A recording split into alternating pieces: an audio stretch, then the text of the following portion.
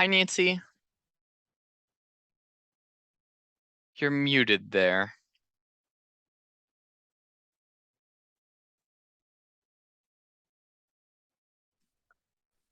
Are you changing my name or should I? You should change it, and that's something that we'll cover at the end here. So members can be ready to do that, the select committee. How many people are going to be on the call? That's a really good question that I don't have an answer to. Yeah, we are curious to see how many people show up. Might just be you and me. It might. Lori will be here, that's for sure.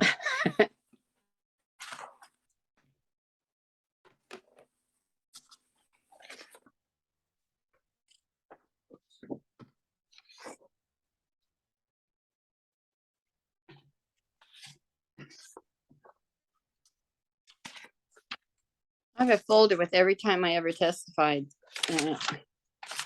How big is the folder? Oh, not very big, but just copies of what I said.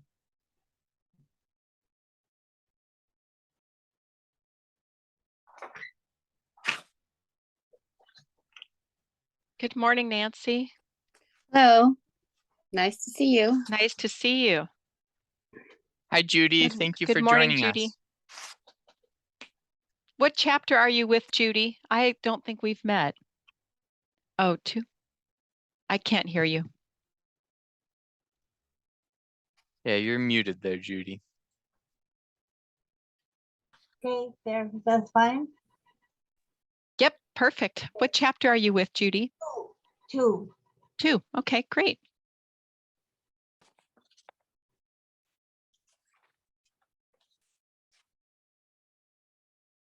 Full house.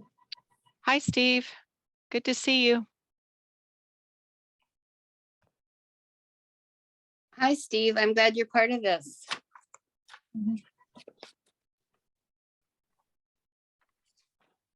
You're muted. We've all tried to speak while we were muted. There you go. Can you hear me now? Yes, yes. Fine.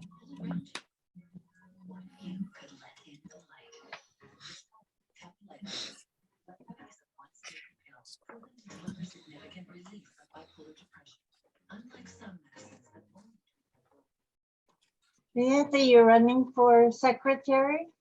Yes, you got my flyer. I did.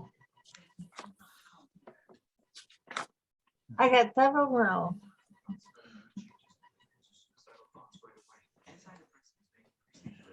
But nobody else for secretary. Come on in. What'd you say, Judy? I got no other flyers for secretary. Yeah, so far.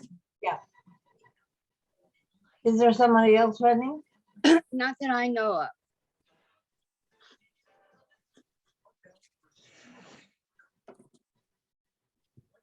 How are you getting to Wenatchee? I don't know. Oh, I talked to Tim about it the other day, so I don't know how I'm getting there. But you know, I don't drive on the freeway anymore. yeah. So it's Tim lining up drivers? I think he is. I don't know.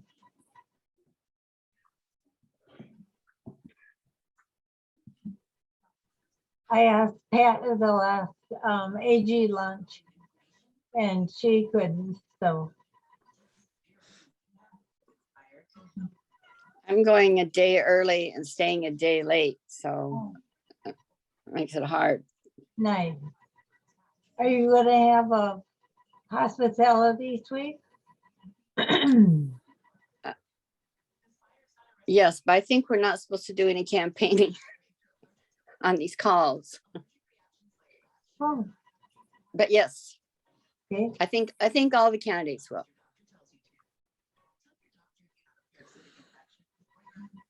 If you need any help, let me know.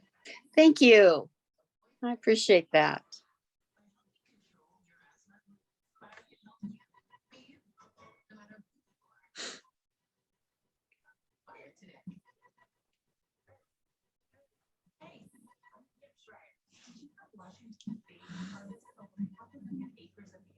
So I don't know how, Lori, Emmett, how you guys got the red, the green map behind you. I like that. You have the old school logo, I think. Oh, is that the only difference? Yeah, I think we used to be all think blue, and so. then at some point we changed the state of Washington to be green. I Oh. can send you the updated, the current logo if you'd like, Nancy. Oh, I'm fine. I don't want to You're be old too school. colorful. Think your personality is colorful enough, I'd say. There you go. Well, it works great. It's nice for when we are when we're testifying.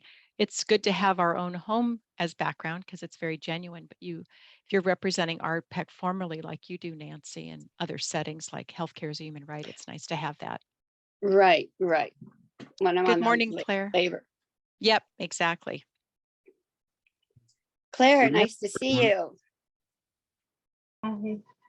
Morning, Claire. How's the weather up north? Cloudy. Good. I'm praying for rain. I thought I heard They're it. predicting some soon. I Here. want the smoke all settled in Wenatchee when we're there. Yeah. Yes. We don't need to complicate things. We've got an exciting walk planned. Oh, And really? so yes. And so I don't want to spoil it, but we do want good air quality for that. And so we definitely want it to be a perfect trip all around.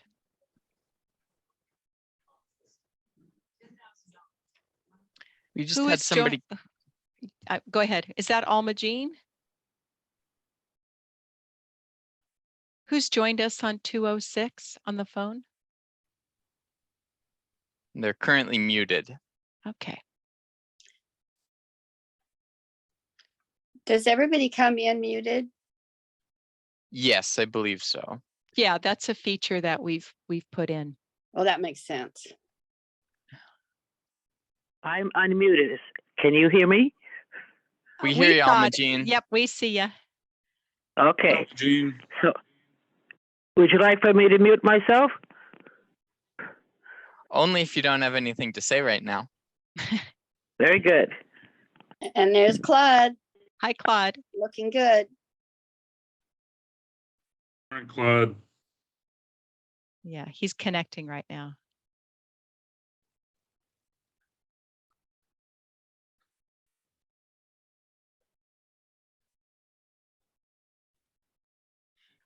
Good morning, Claude. Good morning, Martin.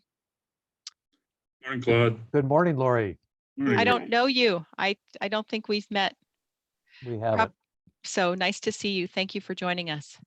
Oh, thank you for putting this training on. Martin, this is Nancy. Could you send me a picture that you took of me at your picnic? Sure. I think they went out, but I'll get that to you. There's a link I'll send to you. I think you took some candid ones, and I also like one of the presenting the plaque to me, if you have it. Yeah, I know that I took some, and Jeff Paulson took some. I'll send you a link. Great, thank you. You're welcome.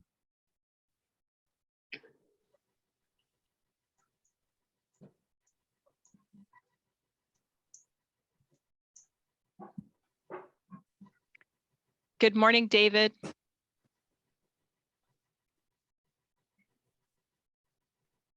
Good morning. So we are right at 10. I'm going to get us started. First of all, I want to and Christine's joining. Great. Hi, Christine. Thank you for joining us. Morning. So first, I want to say just a big thank you to all of you. The opportunity to put together this training presented itself quickly, and I would envision holding trainings like this fall, leading into the next 2 consecutive Select Committee on Pension Policy meetings. So it's wonderful that you're joining us. Hi, Candy. Hello. So Emmett's going to do a quick screen share.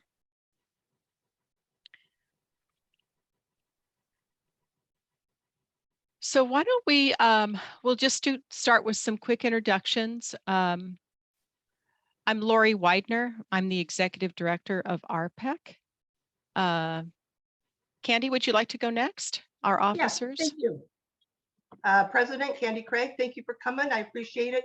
As Lori's been putting out, we need as many people to show up for our testimony. This gives you an opportunity to learn how to do it. So thank you, Lori. Claire? Hi, Claire Olivers, Treasurer. Great to see folks signing up for this. Looking forward to getting some good testimony.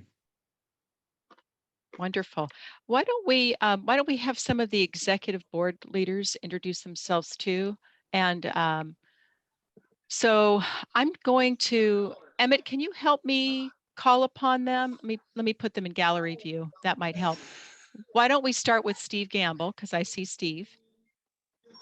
Okay, I'm Steve Gamble. I'm a District 4 board member and also a member of Chapter 21 in Kennewick and the treasurer for 21. Perfect. Thank you. Claude? Oh, you're on mute, Claude. We're muted. You're muted. Claude, there we go. I got it. Okay, I'm Claude Burfeck. I'm District 9 rep on the E-Board, Chapter 3. And we can go to the next. Perfect. Okay, Alma Jean. Thank you, Claude. Yes, good morning. This is Alma Jean Marion. I'm District 9 rep, Vice President for Chapter 28. Perfect. I see that Bill Ziegler, who's also on our executive committee, has joined us. Bill, would you self-introduce? Hi, Bill Ziegler, Vice President. Perfect, thank you. Okay. Have I missed any other district leaders? I don't believe so. Okay, so let's have some of the other members who have joined us do some self-introductions. Let's start with Nancy Healy, who represents us on a number of different organizations, Senior Lobby and Healthcare is a Human Right. Nancy? Nancy Healy, I'm with Chapter 18. I'm on the Thurston Lewis Mason Labor Council and on the Commissioners Wednesday Brown Bags. And I'm the secretary at Chapter 18. Wonderful, thank you. Judy? Judy Parent, and with Chapter 2, I was the treasurer before, but I'm not now. That's all. We're glad to have you. Thank you. Martin? Martin Rollins, I'm the Chapter 2 secretary. Glad to be here. Thank you. Very good. Craig?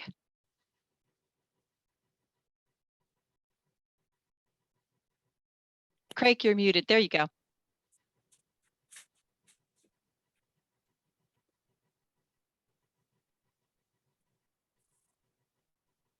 Craig, can you hear us? Do you mean Christine Craig? No, there's a Craig Apperson. Oh. Oh, there we go. Hi, Craig. Would you like to self-introduce? Judy. Hi, my name is Craig Apperson. I'm a recent member. Wonderful. Thank you so much for joining us. Christine?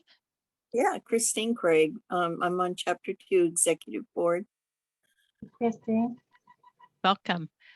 David? David Koenig, I'm a recent new member. Wonderful. Thank you so much for joining us. And Andrea?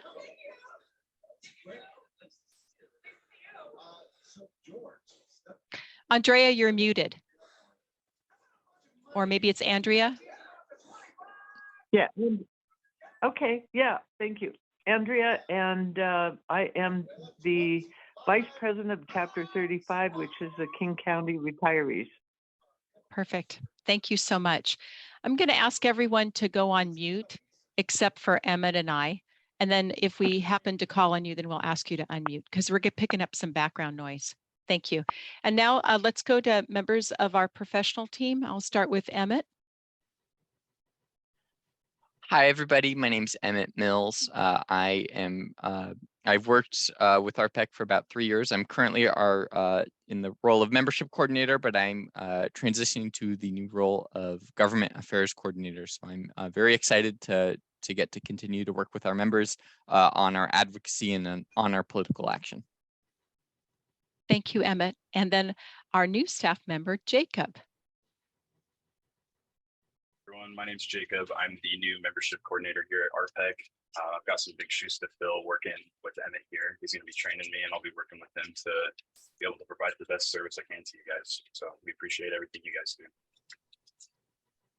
And Jacob is on day 4. So you will be seeing Jacob at convention. And Jeff, I'm so sorry. I just saw you. You were there and I missed you. Could you please self-introduce? Oh, you're muted. It doesn't look like he's muted, but we couldn't hear him. Okay. You're right. Yeah, you're not. We couldn't hear you.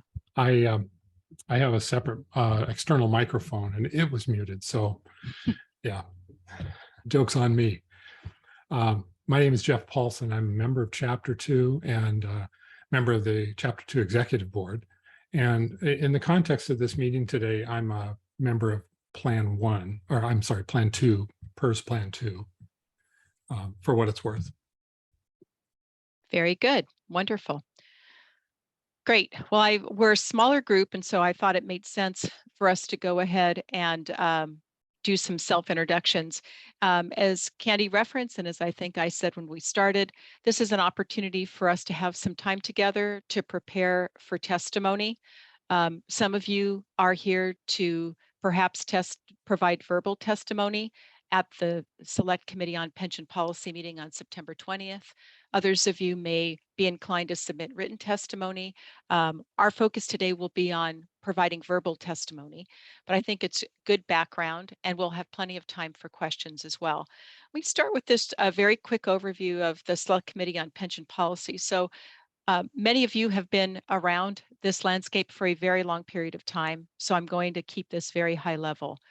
The bottom line for us is that the Select Committee on Pension Policy, otherwise known as the SCPP, is essentially the gatekeeper to the legislature. So recommendations that come from this special committee inform legislative action.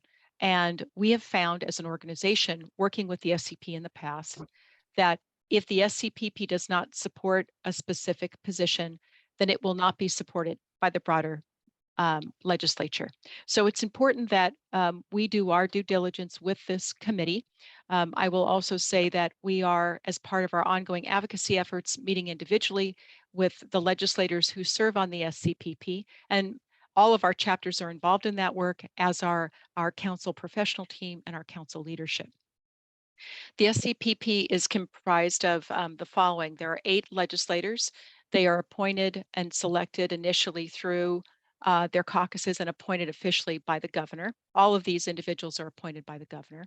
There are 2 executive directors, one from the Office of Financial Management, the other from the Department of Retirement Services. There are 4 active members. WFSE, the Washington State Federation of State Employees, has a representative who serves on the SCPP, and that individual is Matt Zuvik. Matt is one of the lobbyists for WFSE, and many of you may know Matt. There are 4 employers, and there are 2 retirees. And because of RPEC's clout and longstanding focus on pension and retirement security issues, we have an appointee who serves on the SCPP, Bev Hermanson, who also serves as the chair of our PAC committee. So that's just to give you an overview of who is there. So as we are thinking about our testimony, we certainly are targeting the legislators, but it's important to know that there are other folks who serve on this committee and who are part of the decision-making body. Okay, with that, Emmett, would you transition to the next frame. Oh, I don't know where it went. Go to the next frame, please. All right. Can everybody see the PowerPoint presentation? Everybody who's on the computer at least? Okay, excellent.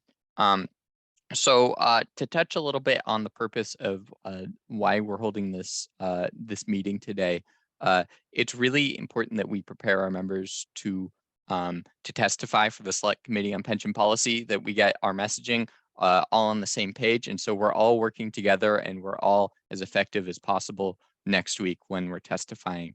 And so we're going to talk today about the purpose for public testimony. We're going to talk about what members can do to create their testimony. We're going to have a practice session and some discussion around that. We're going to have some pearls of wisdom provided by Bev Hermanson, the ARPEC Political Action Chair and member of the Select Committee on Pension Policy.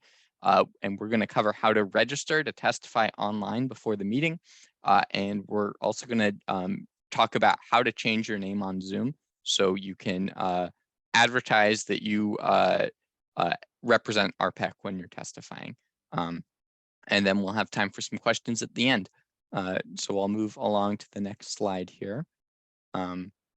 So the purpose for a committee like the Select Committee on Pension Policy to hold a public testimony session is to elevate the voice of the constituent and make it part of the legislative process, which is a fundamental part of how our government works and how it should work.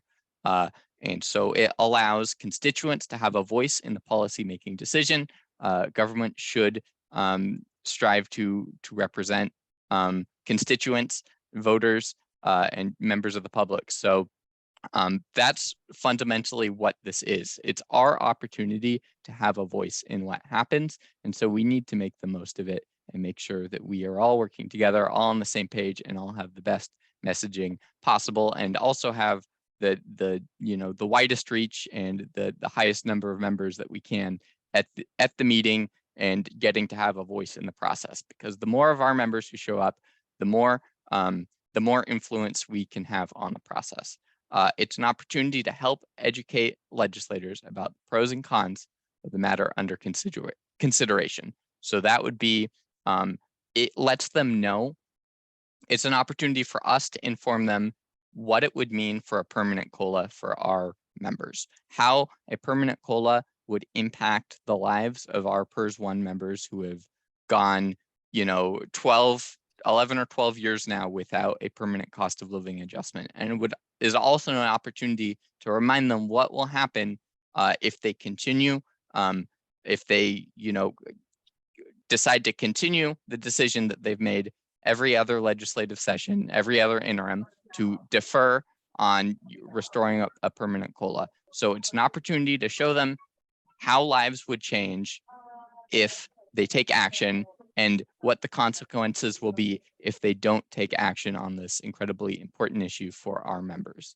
And it also provides us an insight. It also provides us an opportunity to glean insights to help inform the development of effective public policy. So again, we are a stakeholder. Our members are, ARPEC is a stakeholder. Our members have a stake in this decision. And so it's really important that we take this opportunity that was designed for us to show up, that we show up and make the most of it. If I can add something real quick, Emmett. Yeah. Many of you, and for our new members, we're so delighted you're here. Many of you who are longstanding members of ARPEC, you know that one of the strengths of our organization is meeting individually with legislators and making that connection. The constituent piece of what we do on a regular basis is vital. And this is just, this is one piece of the puzzle, but cannot underscore enough why it's so important to do this in a public setting and for us to be part of the public record, because this is the opportunity for all of those. We generally focus on legislators in our advocacy work, right? But this gives us an opportunity to inform a broader policy decision-making body. And so think of it in that context as well. So with that, we can go to the next frame. And we had another person join us. And let me just see who that is. We have John. yeah, and Richard Washington has also joined us. Great. Can I am both here. can John, do you want to quickly self-introduce, and Richard's? Okay, my name's Rich Washington. I'm a former Division of Child Support employee. I worked there for about 30 years. I'm a PERS 1 member. Can Great. everybody hear me? Yes. Okay, good. And I just joined RPEC during the last year, so I'm a newer Wonderful. member. Great. Thank you so much for joining us. John? Hi, I'm a Plan 2 member, president of Chapter 8, Skagit, San Juan, and Island counties. And I just wanted to see how the training was going here. I've been participating in the select committee meetings for over a year now. And so kind of have an idea of what they want to hear. But not being a Plan 1 member, I wanted to find out if we had some of the Plan 1 members who could tell a good story about their plight of not having that cost of living allowance for several years. Yeah, right. That's why we're here. Thank you, John.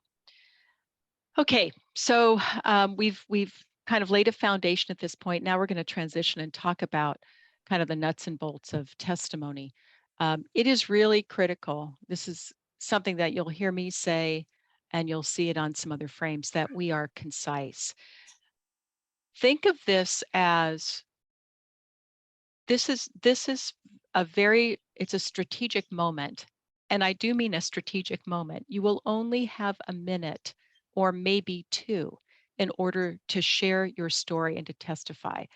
I will just share with you, as someone who's done this for years for different organizations and as a spokesperson for different organizations, it doesn't matter how articulate you are, you're probably going to leave something out unless you practice, and you are very intentional on being concise. So conciseness is number one. Next, getting to the point and trimming out anything that's extraneous, being very simple in the way that you present your case is very important for retention purposes. This is your story. And so although we will be doing a practice today and we may offer some suggestions on the next two bullet points, how you frame your story is unique. I only ask that you do that in as few words as possible and to make it impactful. Next, you are representing RPEC. You're representing a broader constituency of retirees who are Plan 1. And so it's important that you have RPEC's priority articulated. You are testifying with reason. And next, every good testimony includes a call to action. And so we're going to show you the elements of an effective testimony in a sample. Okay, let's go ahead and move forward, please. Next frame. These are the basic building blocks of a testimony, and we're going to go through a sample in a minute. You have an opening, and there is a traditional way in which you open testimony because you're going to be part of the public record. So there's a way that you set up what you're about to say, and we're going to go through what that looks like. Next, it's important that you articulate our legislative priority, and we'll go through that in a minute as well. Then the middle part of this is your story, and it's going to be very brief. It'll be a couple of quick, succinctly stated statements that articulate that priority. And then finally, the call to action. And we always thank, especially our legislators, but we thank this committee for the work that they've done on behalf of Plan 1 and the fact that they've continued to keep the permanent COLA as a prime point of discussion, and that and the fact that it's been a discussion point means that it is a priority and it is more than on their radar. Let's move to the next frame, please. Okay, so this first bullet point is an example of the opening. So you open by acknowledging the chair. You acknowledge members of the select committee. You give your name, You can, very quickly say, and these are your words, but please be concise, who you are. Sometimes it's helpful to say where you're from. So I'm a retired public service employee from Olympia, Washington, or from Olympia. And then identify yourself. And I'm a member of the Retired Public Employees Council of Washington. So you set this up for the public record. And if you would like to learn more about testimony, there are lots of resources that we can direct you to on the legislative website. We're just trying to keep it easy because the website is hard to navigate. Lori, will you be giving us copies of these? Yes. Okay. You bet. We don't have to write it down. Nope, you sure don't. And actually, it's possible that Emmett might be able to put the PowerPoint in chat. Emmett, can you advance to the next bullet, please? So you set it up with the opening. Next comes the ask. So, I use personal pronouns. I urge you to support the restoration of a permanent cost of living adjustment for Plan 1 retirees. And this last part, the reason it's in red is you have to find your own language for this. The simplest thing to say is, and to sponsor legislation that will make this happen. That's the simplest way to state this. And I would suggest that that's really what we're asking for. Okay, they already have the permanent COLA on the agenda, right? That's why they're discussing it. But what we want them to do is we want them to take definitive action immediately. And the way to do that is to sponsor a bill that will make this happen. So I'm going to suggest you keep it that simple. And there are those of you who are very much expert on this topic. You've been serving on the work group. So please know that,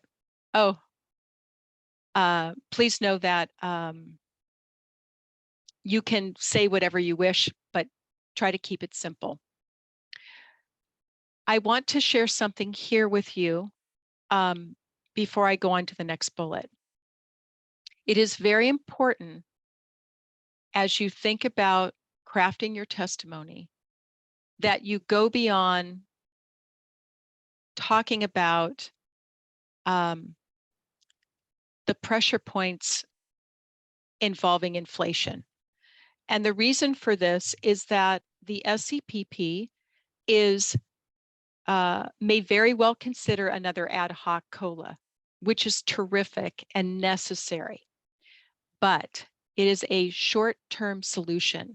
And unless a path is defined towards a permanent COLA, we will not have one. And so be cognizant of the fact that as you're thinking about what you're going to say, that you need to go beyond talking about the pains of inflation. The pains of inflation will feed a one-time COLA outcome.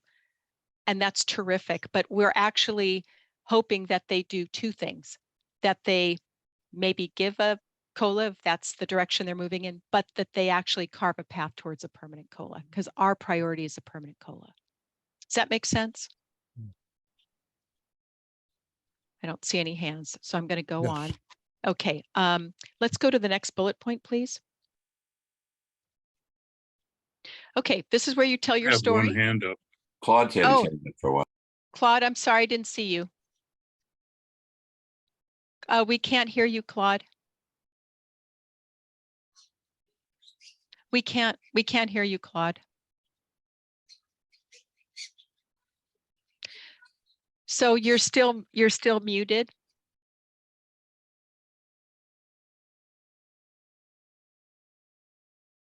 Let me see, Emmett, can you unmute him? I can't unmute him, but he can unmute himself. He's got it.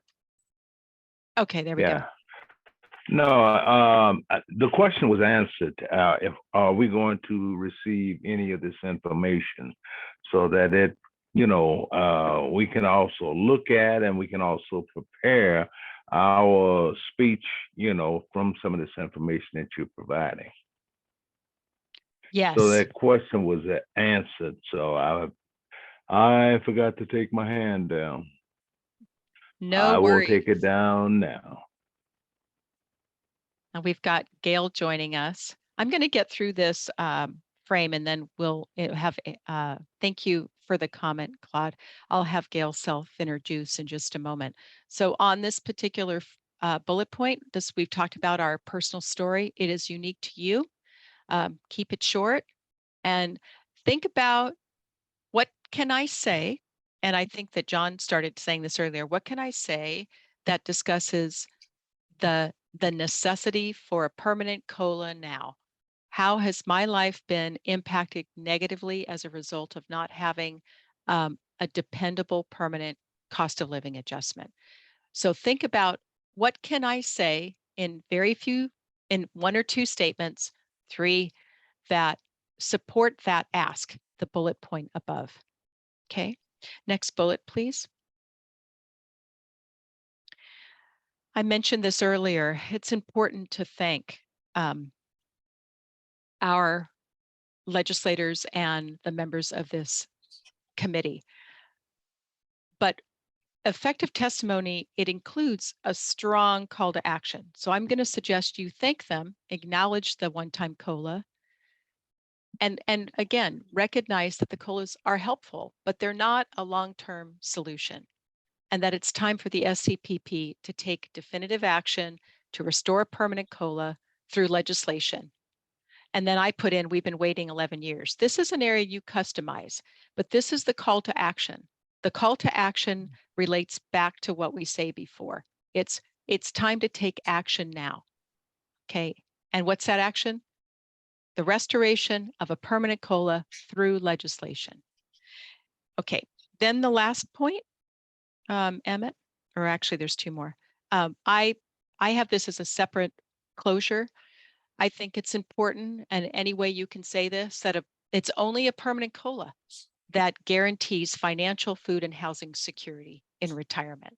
So this kind of phrasing is used by some of our partner organizations who also serve our retirees. And I think that that's important, that while the ad hocs are great temporary relief, again, a permanent COLA is really essential to security in retirement.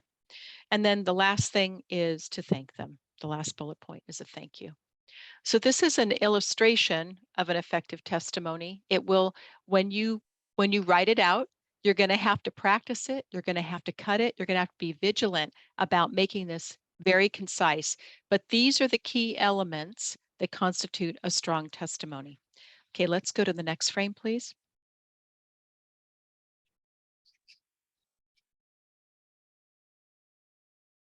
Okay, so we would like to give our members here today an opportunity to practice their testimony. And I know many of you have testified before, and some of you probably haven't. And so this is a opportunity for us to share, for our members who have testified before, to share what they know, and an opportunity for those who haven't to learn. Lori, we talked about potentially doing breakout rooms. Is that something that you'd like to do? I think that's a great idea. We'll go. We have enough people to do that. So right now, what we're going to do is Emmett's going to assign you to a breakout room. I will be in one room. Emmett will be in the other. And we're going to give you opportunity to talk through your questions. For those of you that would like to practice a testimony, we can certainly do that. We're looking really good on time. So I think we could spend about 15 or 20 minutes working separately in groups. Then we're going to come back together and we're going to do a little bit of group sharing, and then we'll transition on. So Emmett, when we come back, we'll come back to that frame that you were just on before transitioning to the next one. So he's going to assign us now, so you'll be prompted to enter a group.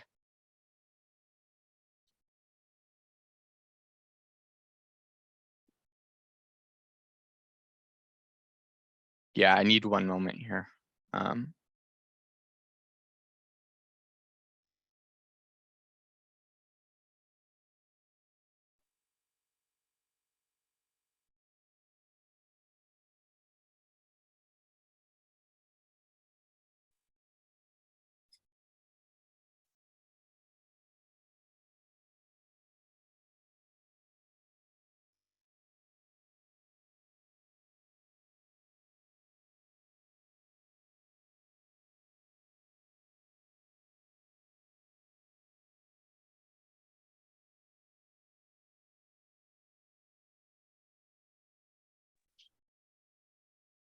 Okay, hello, everybody.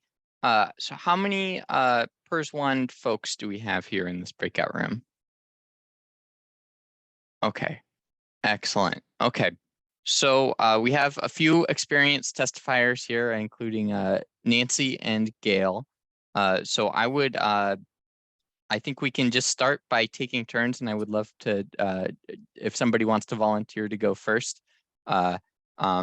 And our focus today is on PERS 1 folks sharing their story. And so we have, Candy has testified many times as well, and she's a PERS 2 member. And so we'll have an opportunity, and John Smith as well. We'll have opportunity for those folks to go too, but I want to focus on PERS 1. So would somebody like to volunteer to share testimony with us? Christine's testified a number of times at the SCPP. That's very true. Yeah. I'm happy to go first, and I just wrote a couple quick notes when Lori was talking. Every time I've testified, I've found one person up there in the audience that I either knew supported us, sponsored a bill in the case of a legislative hearing, or was on our side. And I sort of talked to that person. It just made it easier for me. I don't know if that works for everybody, but it just seemed more personal. And the other thing I've done is, like Lori said, the last sentence is sort of, winding down. Here's our ask. I've actually said that, taken a breath and said, please let me repeat that. And I found more people are listening when I repeat that. Just sort of a hint to throw out there. Thank you, Nancy. I appreciate that. Well, hi, this is Gail. And well, I haven't had the opportunity to testify in person in Olympia, so mine's just been the couple of times on Zoom, which is different again. But as looking at what Lori had put in, those were the things that I did to help myself so I don't stammer, is to write down what I wanted to say and practice saying it. And I even timed myself, because like one time we were given 3 minutes and then he said, oops, you're only going to get 1. So having it written down enabled me to just be able to not hesitate like I'm doing right now. But also to think of something that mattered to me. And it just comes off really well when it is your words and not just a script. And so it doesn't have to be very many if it is just mine, because I'll tend to get wordy. That's about it. You have the ammunition, and the other things is your own personal story. Like I can think of, it would have really been welcome to have had a permanent COLA every year. 1.5% over those years would have accumulatively been very helpful during my 70s, while still trying to work part-time and help take care of my husband who had Alzheimer's. So those are personal things that people can insert. They're not just dry.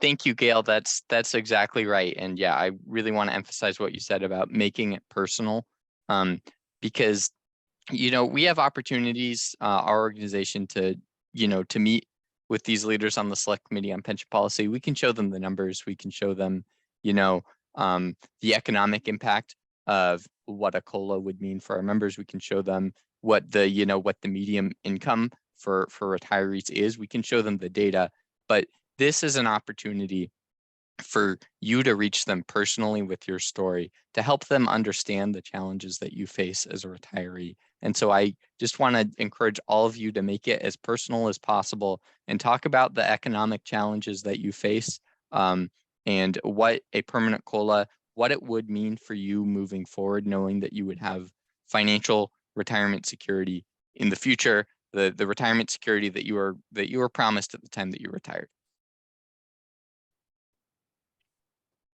Would anybody else like to share some wisdom or give us an example of testimony, or just have a practice shot? Yeah, John.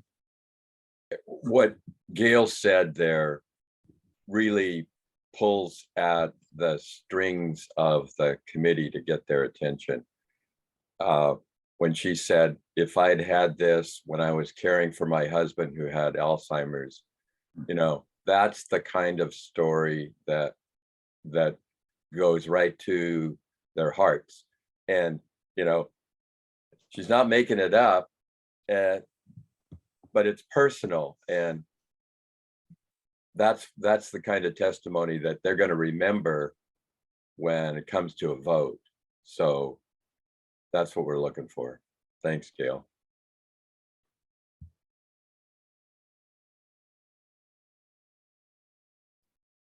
Okay, anybody else? Yeah, Richard.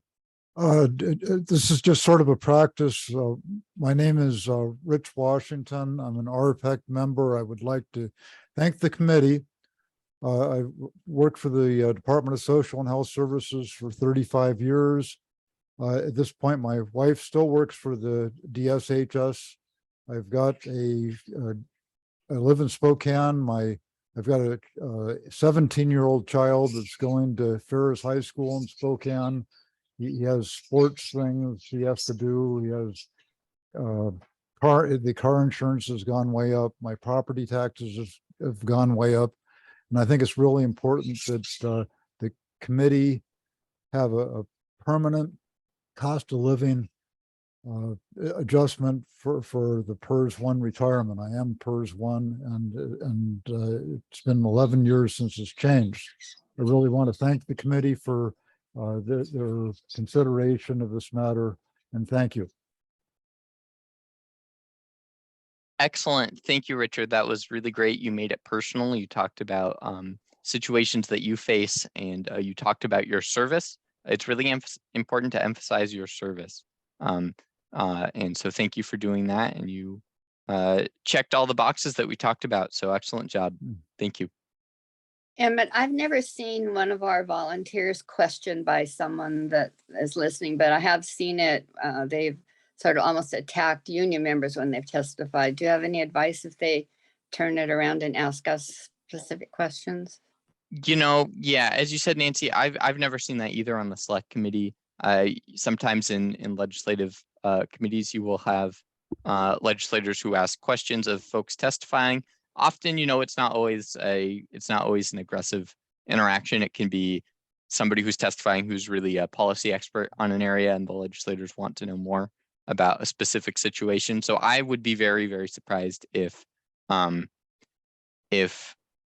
any of our members received questions from the committee, any sort of question, but specifically anything that seemed aggressive at all. And if they were asked a question about numbers or income or rates of pay or something, could they just defer that to the, thank you for the question, I'll do some research and get back to you? Yeah, and that's something that, yeah, RPEC can help answer, that that staff could probably follow up on a later date. But if the emphasis of our testimony is our members sharing their stories, then I would see little reason for the committee to, to follow up with a complicated policy question. This is an emphasis, and some of our members who have been serving on the work group, I expect, will get a little bit more, might get in a little bit more into the logistics of things. But for our members who are sharing their stories, which is the focus of today, I do not anticipate that they'll receive policy questions. Yeah. Jeff? Yeah, I wanted to add that it's also possible for a legislator to follow up with a softball question.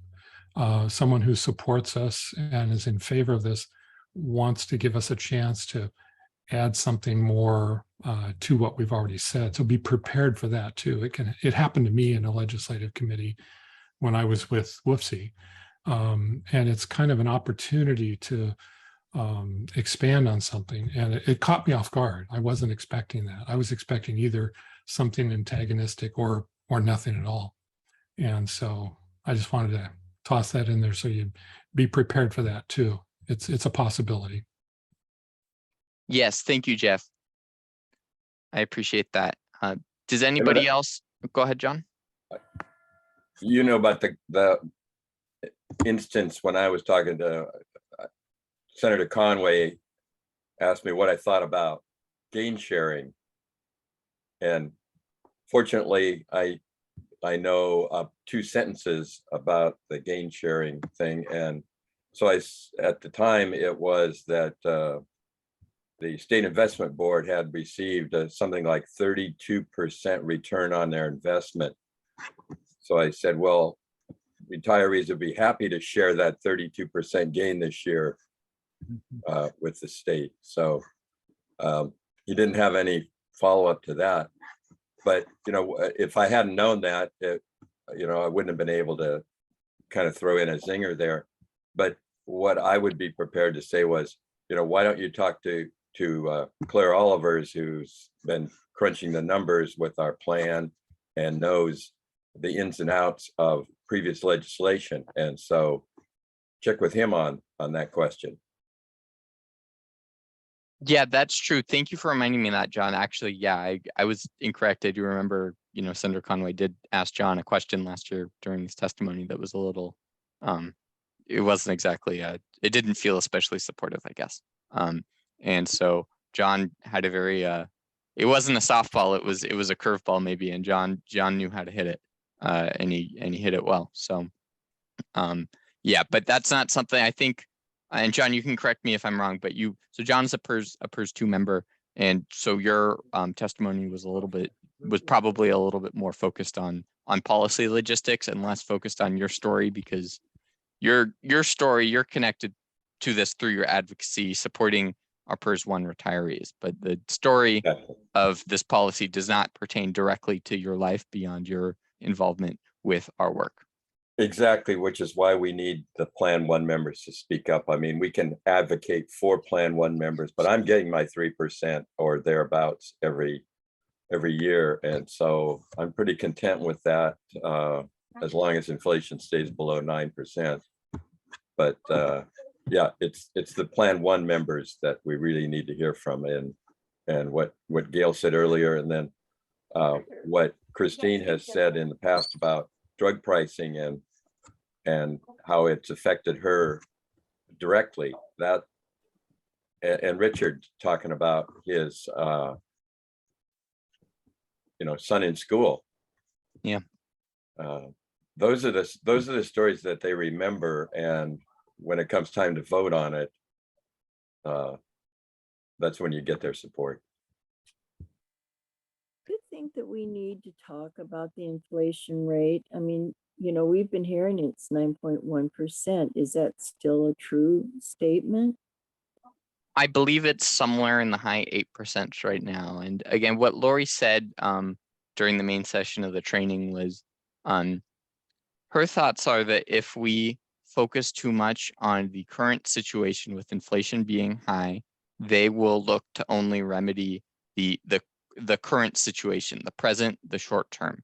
And so while I don't think it's necessarily harmful to briefly mention inflation, it shouldn't be the main focus of testimony, because it's not just about inflation this year, it's about inflation over the last 11 years, when PERS 1 folks have had to forego a cost of living adjustment that they were promised their most of their working careers. And so it's really about what can we do. It's about showing the committee that our members are hurting, and we need to solve this long term, and that another band-aid is not going to do the trick. That's really important to emphasize, that this is a long-term problem, not a short-term problem. Can I have a bird? And then the other problem is that we weren't apparently promised this because it's not in statute, it's not in law. And so when we PERS 1 people thought we were going to get one, it was because it was past practice. And we had no idea that that wouldn't continue. You know, we were ignorant to the fact that we didn't step into it to find out, is this going to happen every single year? And it was not until 2011 when they took that away that we realized we weren't covered. We weren't protected like we thought we were. Yeah, so when I use the word promised, I don't necessarily I don't know if the word promise has any legal precedent. I don't mean that PERS 1 was legally promised a COLA. I mean that there was a precedent that was set. It was something that all PERS 1 retirees knew about and looked forward to upon retirement. And the idea of the uniform COLA being repealed was absolutely inconceivable to Plan 1 retirees. They had planned their financial futures around it, and a very, very small portion of them, thought, yeah, the vast majority could not believe that this is something that could happen.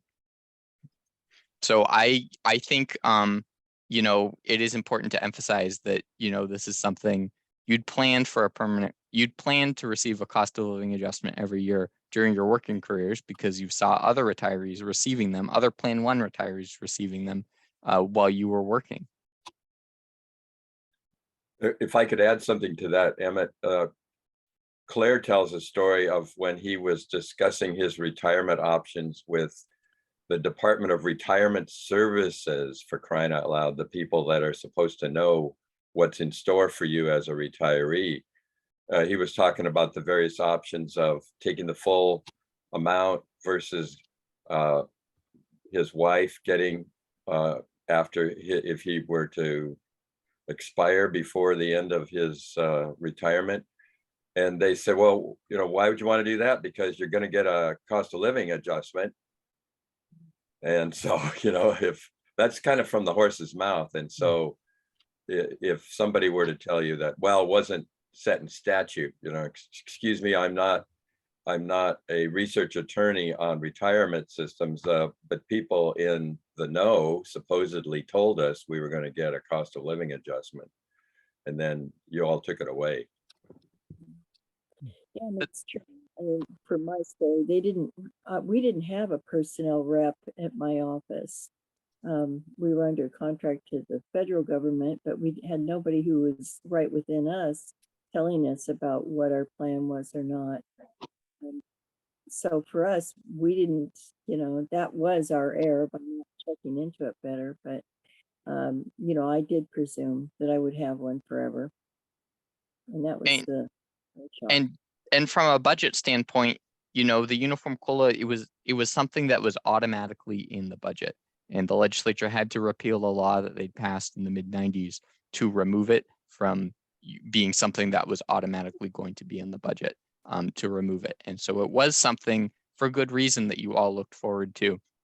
And it was a situation where there was an extreme budget shortfall. The state was in financial crisis and cuts had to be made, and they decided to get rid of the uniform COLA. They also decided to get rid of a lot of other stuff. And a lot of that other stuff that they made cuts to have since been restored. Funding for those things have been restored.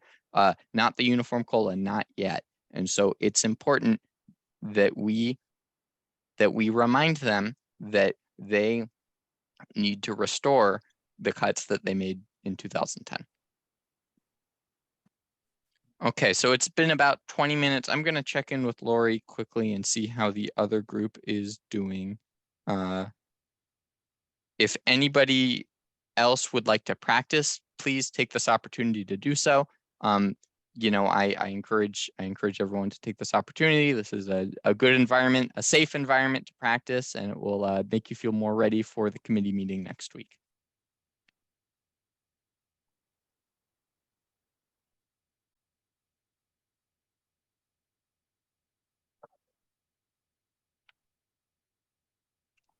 Nobody else wants to practice?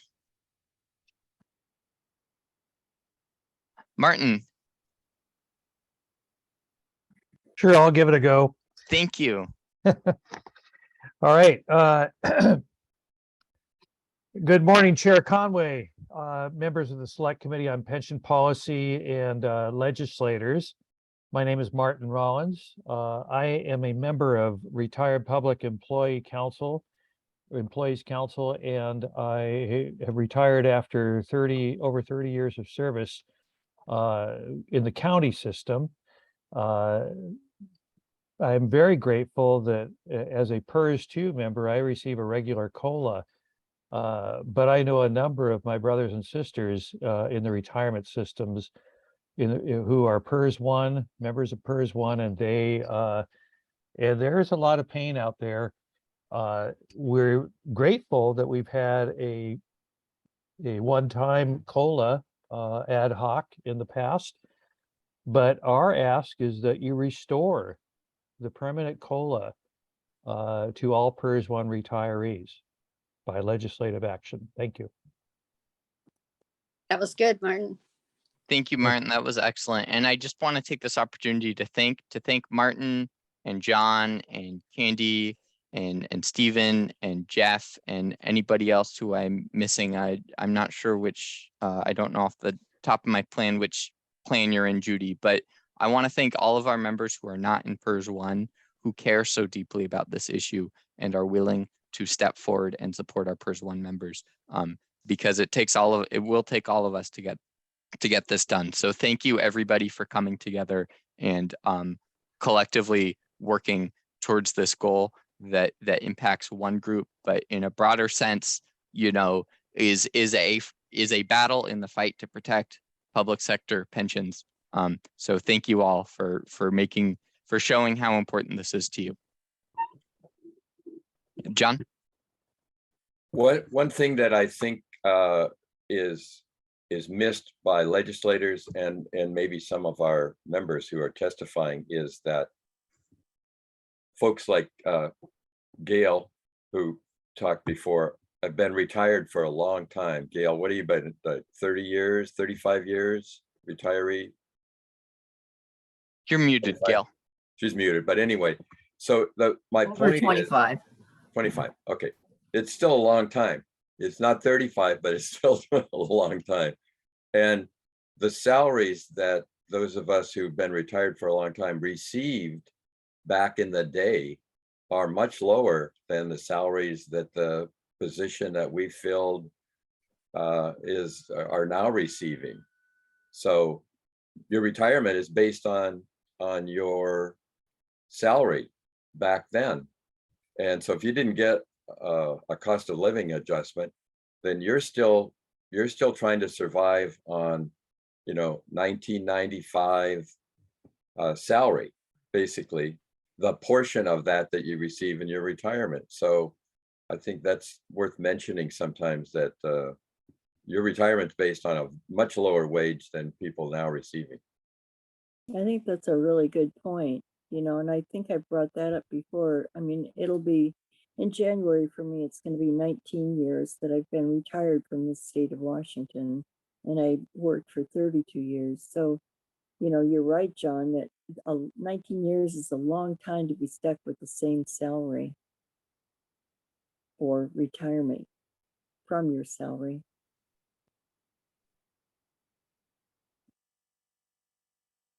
That's exactly right, Christine. And I agree with John and Christine. It's really, and Gail, it's really important to emphasize how long all of you have been retired, because it's a long time to be stuck on the same wage. It looks like Bill has just joined us from the other group, except I don't see him anymore. Okay, I think we are getting close to the point where we need to close the breakout rooms and reconvene in the main room. So I'm gonna head back there and I will close this room. You can all stay here or you can head back, but I'll close this room when after I check in with the other group. So thank you all so much. This, I think, was a really productive conversation, and I appreciate everybody showing up and sharing their knowledge and getting some practice.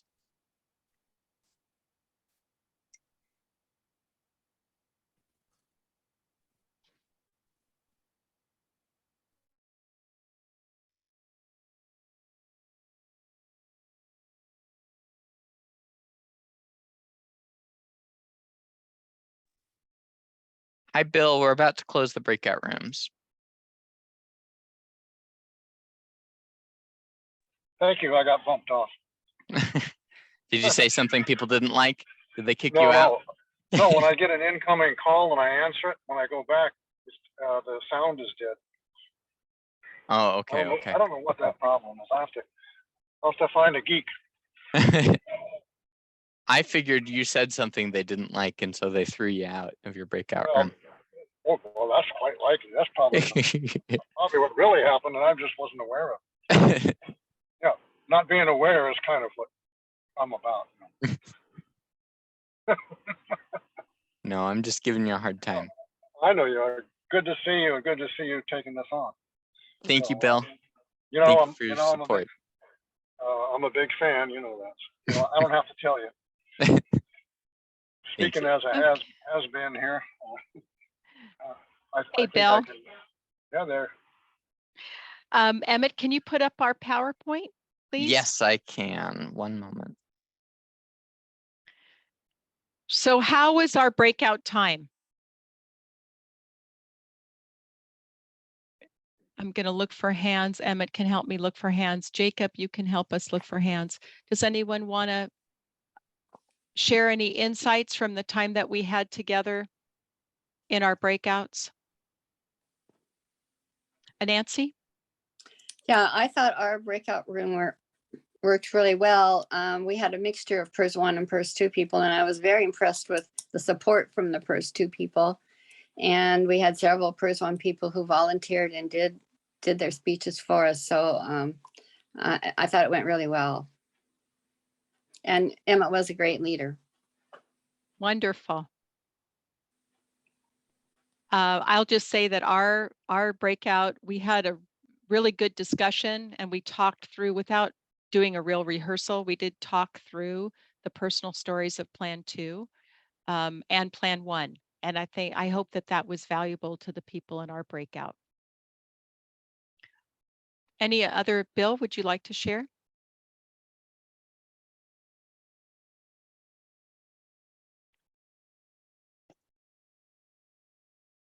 We have you, Bill, did you have your hand up, or did you want to share? I did have. I just want to share with the group that if we talk about inflation, they're going to interpret that as inflation just the last couple of years. You PERS 1 people, and I'm one of them, I've been hurt by inflation for a lot of years. And that's because I lacked a permanent COLA. And you can say that in a nice way, but just be careful of that trap that they set for you. If you just talk about what's going on right now, they're going to interpret that as, well, we'll give you another temporary, and that satisfies them. So the more we repeat permanent COLA over and over, I think that's going to make sense. Bill, thank you. And I just want to say that we discussed that in our breakout, and it's appropriate to talk about your current situation and staggering inflation.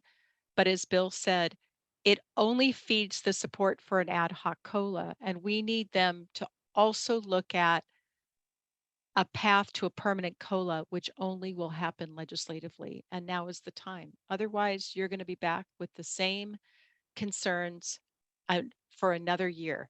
And when is this going to stop? It's 11 years. This is an 11-year problem in the making. Alma Jean.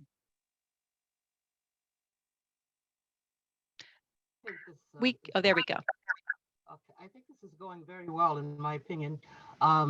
What I would like to, I think we could emphasize in our dialogue is the initial recruitment effort of state employees, negotiating the employment package for a prospective employee, the commitment that one receives from the employer, and the commitment that comes from the employee.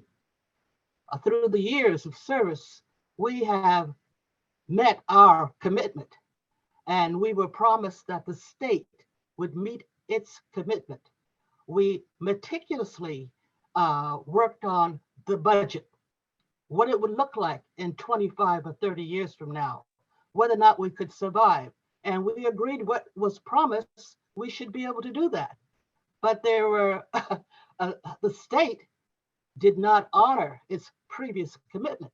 And we find ourselves in a situation wherein we are the oldest, In PERS 1, we're dying daily at tremendous rates, and the commitment on the part of the state has put us in a precarious situation that we could wind up being among those that are homeless. Seniors are proud people. We want to stand on our own. We don't want you to give us anything than what we have understood that you would provide, your commitment. And I'm here to ask you to keep your commitment.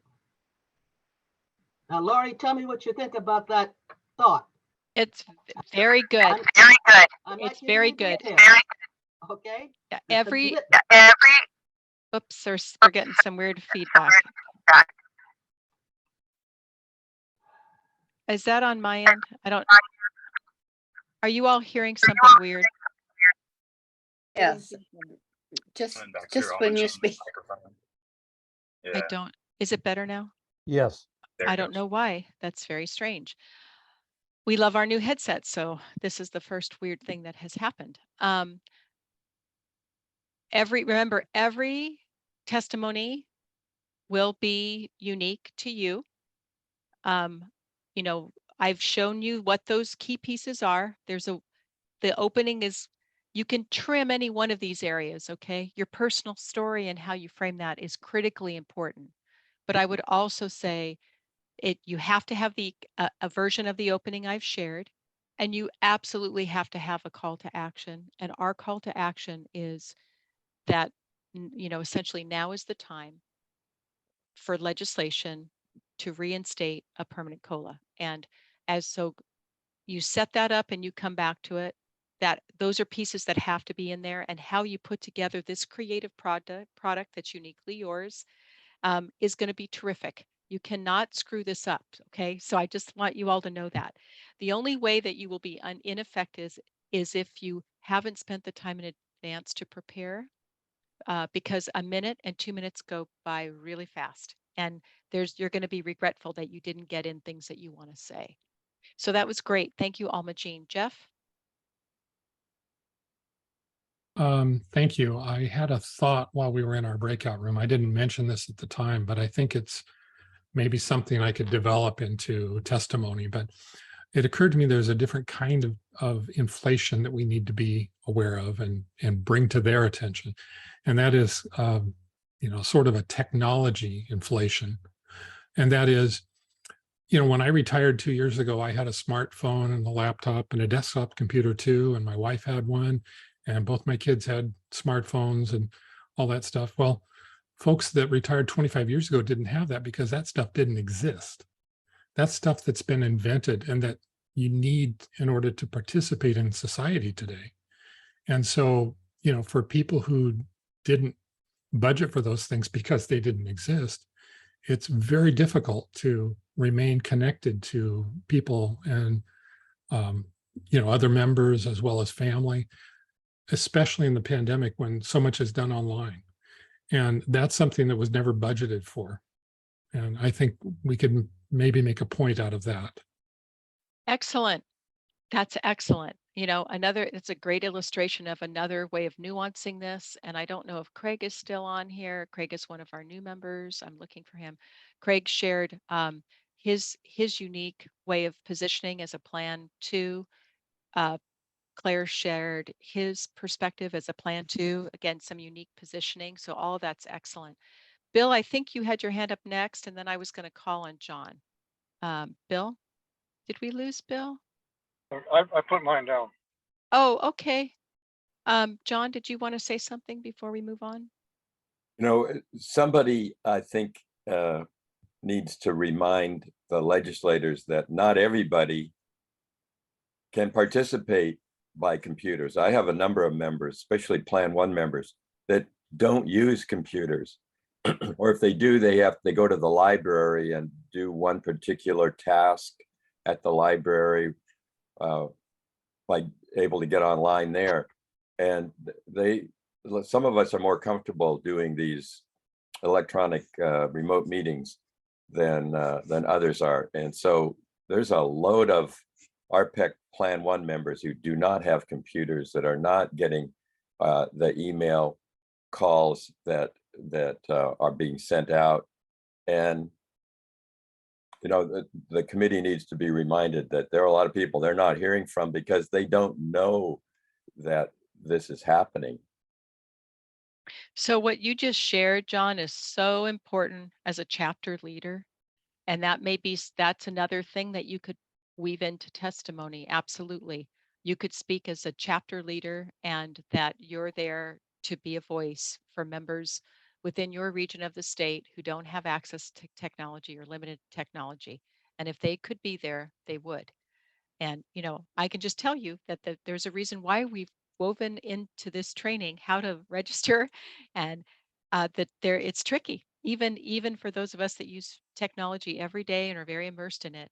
The website for the legislature isn't easy, and it's kind of you get better at it by being in it, like I am and Emmett is. But even for those who know technology, it's intimidating and it's hard to do things. So I think the point you've made is important. Bill? Yeah, I just want to say that over the years, I've met with a lot of legislators, and these arguments on behalf of other people, they seem to glaze over. The only time I've been even partly successful is to bring them a personal story and use I statements. And that seems to get more attention because these legislators are just, I mean, they're overstacked with information, folks. And so I thought, at least in my opinion, I've gotten more mileage out of telling them what happened to me than I did of talking about the technicalities of it. So that's just my contribution. Thank you. So thank you, Bill. Everyone, remember, every testimony is unique. And we've heard some really interesting ways of addressing the importance of a permanent COLA. So for those of you who are Plan 1, you know, the recommendation is to do what we've laid out, and you speak about your situation, what your pain points are, how you've been negatively impacted by not having a permanent COLA. For our Plan 2 and Plan 3s, they're going to have a nuanced story that's different because they're not a Plan 1. And so they're going to emphasize some other things, which is what we've heard today in this sharing time. So point well taken, Bill. If you're Plan 1, use I statements and talk about yourself and how this impacts you.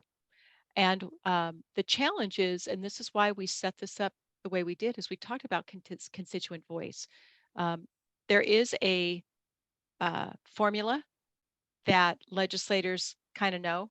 For every person that steps forward, it represents a certain number of people who don't step forward. But it's important to remind them that you are there representing the voices that are not being heard, or for people, as John articulated, who are not able to step forward, like what Jeff also said. So excellent points. Bill, your hand's still up. Do you have something to add or say? I didn't want to say that this is the only way to do it. I just thought that for PERS 1 folks, I think they are, in my experience, they're starting to listen to these personal stories because they know what the situation is out there. And some of them have even people in their families that have been impacted by this lack of consistent income for folks that have been retired a long time. So, but yes, absolutely. And we so appreciate the PERS 2 people who can frame it for us in a good way. Yeah. Thank you. Yeah, great suggestions. Andrea? Yes, we're going to be testifying on the 20th. Do you know when the committee is actually going to make a recommendation on a permanent or a one-time COLA? So the decision will be made between the September and November meetings, and the actual final decision will be made in November, on November 15th. So this is the start of our heavy, intensified advocacy effort around a permanent COLA, and if necessary, other pathways. Can we encourage both written and email to the select committee then in the meantime? Yes, and I'll talk about what we've asked of our members. We'll have more communication going out tomorrow and next week. So yeah, we'll be addressing that in just a moment. Claire? I was going to offer that if folks stay around for the afternoon executive session, there's an item D on their agenda, committee discussion. And I kind of expect that we'll get some sense of where they may be going in terms of drafting legislation during that discussion, if we don't already get it from the discussion that happens towards the end of the morning meeting.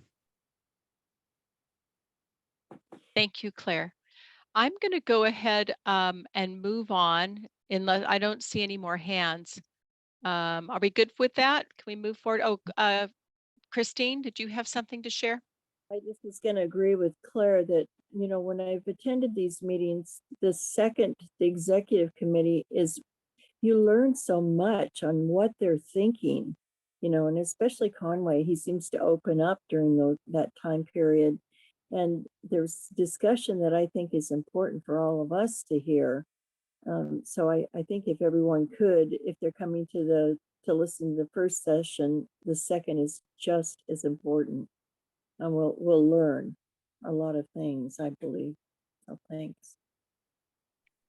Yep, thank you so much for that. Okay, I'm going to look for hands, and if not, we're going to move on. Okay, we're going to move on. I'm on that third bullet point about practicing and tips, practice tips, I guess. I have always found that it is helpful for me long before there was Zoom. I practiced in front of a mirror. And so I do that because I want to see my facial expressions and I want to be able to see how I'm coming across. And so I also am talking to someone, right, when I rehearse. So that has always been something I have done to prepare so that my testimony is impactful and is communicated in a way where people can not only hear what I'm saying, but they can receive and understand what I'm saying. Timing your testimony is imperative, and you can do that by looking at a clock. You can do that by doing that through your phone if you know how to use that feature. It's really important that you keep your testimony within 1 minute. Do a 1-minute version, do a 2-minute version, and you received from me a sample, some sample guidelines around that. Let's see, I think that Alma Jean has her hand up, and then I'm going to continue with another suggestion. Alma Jean. Hear from you how best to control your emotions. I get caught up when I'm speaking on something that is relevant to my way of thinking, and I find that I lose my composure. I get angry, and it shows, and you want to present yourself in a way that you will have control. And it's not just an emotional thing, that you're speaking what needs to be heard. How does one control your facial expressions? Can really change the important message you're trying to send. And that's a challenge for me. As a Toastmaster, I struggle with that, showing my emotions when I'm speaking. So that's a really important topic. Emotions are actually an important part of testifying, so long as you stay on message and within the time frame. So if a person testified when they were expressionless and they, you know, their voice was deadpan, and that wouldn't communicate the importance of this, right? And so using your nonverbal communication and your voice and tone is all important. How do you control that? You can, I mean, my thought is you probably control it through rehearsal. And if you rehearse enough, it'll almost be like your Toastmaster speeches. You'll know when to put in that emphasis because you will have practiced when to punctuate what you're saying with emotion, right? There's another way that you can check how effective you are in your testimony. For those of you that know how to make a video on your phone, you can take a video of yourself on your phone and you can play that back and watch yourself. And so You know, as somebody who used to go on TV quite a bit, I'm kind of nutty about rehearsal and watching what I do and being very intentional. So I think anything you can do to do that will ensure that you have impact. But don't fear being expressive. Don't fear being emotional or having emotion in this, because all of that conveys the urgency and importance of what we're talking about, right? It's just, to your point, it's about not going, not allowing the emotion to deter you from your purpose, which is to get your points out, right? And to make sure you're heard. So I think what you've talked about is really important, and I'm so glad you brought that up. I do want to say one more thing. I have always written out my testimony. And the way I speak is I write things out, and I often will outline, but I practice the heck out of things. So I never actually deliver testimony the same way twice, but it is close because I rehearse it over and over and over again. And by doing that, for me anyway, I find that I cut out the things that are unneeded. And sometimes I do go back and I do a script. And when I write my own script, I tend to do it in 16 or 18 points, so that I'm not, and I do that because, you know, just for myself, so that I am really practiced. If you write it out, I know Bill was sharing in our breakout that has been an effective strategy that he has used. I too use that strategy. I print it out, I make it big so I can see it, and then I actually stick it where I can see it on my, so that it's not affecting my ability to talk to the camera. And so that's, you know, you don't want to be, you can read it, but read it in a way that it almost looks like you're looking at the camera, right? So you can hold it up, you can prop it up on something. You might be able to tape it just with some tape to the edge of your computer screen, but you're talking to that camera. And that's the beauty of not testifying in person, is that you can have kind of crutches like that, right? And so it works out really well. So try to keep your eyes elevated and try to look at that camera and make it appear as if it's a person. Now, one of the things I've done is I've also, for some people who are uncomfortable looking at the camera, depending on where your computer's positioned in your home, I have encouraged people to put a face behind that camera that you love. That could be a spouse, a partner, a grandbaby. It could be a friend. It could be your beloved cat. It could be whatever. But whatever gives you a focal point, right? Something to look at. And so if you need to do that, that's another tip that I've used with people. I'm very comfortable staring at a camera, but a lot of other people are not. So anyway, those are some of my tips, and I'd like to open it up just briefly. If anyone has a tip or two that you would like to share that has worked well for you, we'd love to hear it.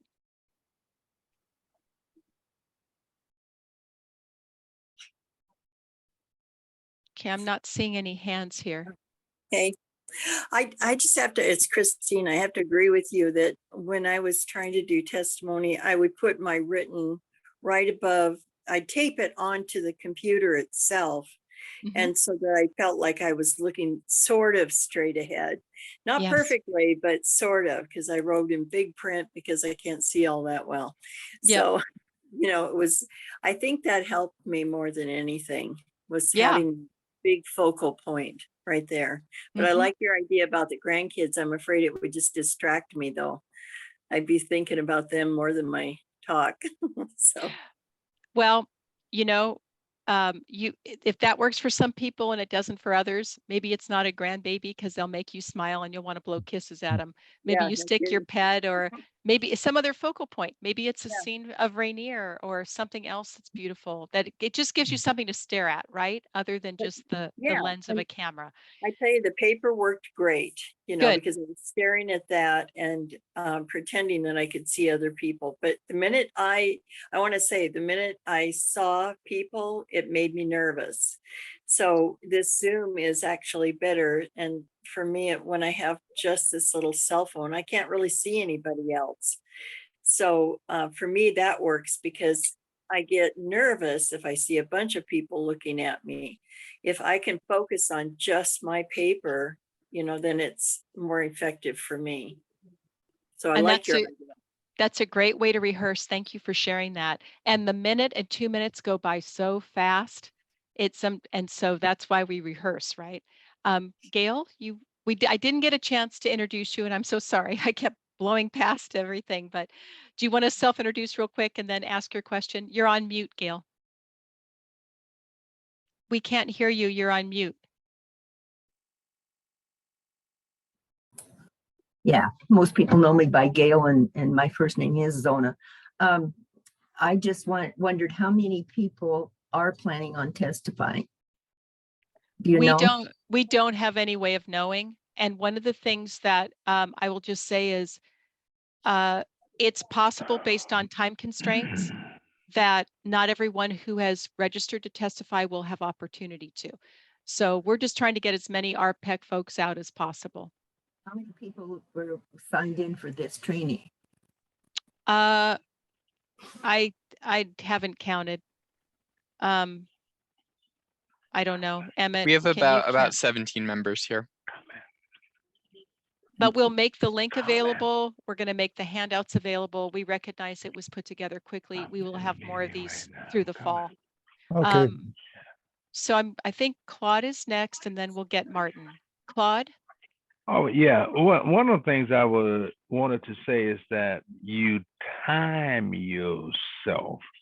When when you're practicing, you time yourself, and hey, if you go over 2 minutes, then you either gonna speed it up or you are going to delete some things that are irrelevant, and keep the contents, the relevant contents. But you need to, when you're practicing, make sure you have a timer or your watch just to time yourself to see if you are going over the 2 minutes or a minute, whatever time you have in order to speak. So that works for me. Great. Thank you for sharing that. Martin, and then after Martin, we'll move on. Martin? Yeah, I wonder, some of the committees, they have a place where you can sign in favor or against, but that's usually for bills. I don't know if there's that possibility with the select committee. Excellent point. And my confession to the breakout that I led is that the answer is yes, you can. And in the materials that we put out, the call to action included 3 ways that our PEC members can be involved. You can attend, you can do verbal testimony, you can submit written testimony, but there is a 4th, and I'll be articulating that in the message that'll go out. You can sign in, and you can give an option to register a position without testifying. And so that is something that is available to all our PEC members. It's super easy to do. And so in the next communication, we'll be leading with that. We'll want as many members as possible to sign in favor of the agenda item that deals with a permanent COLA. So Martin, thanks for bringing that up.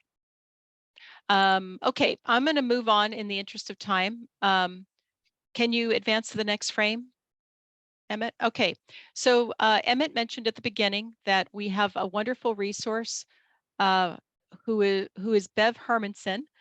Bev represents us on the SCPP, and I reached out to Bev and asked her if she could share from her perspective as an SCPP member for all of us. What would she recommend? What are her pearls of wisdom? And these are what she sent to me. She was unable to join us today. So the first point we've talked about, and I think what she wants us to remember is this agenda item is falling within the construct of a larger agenda.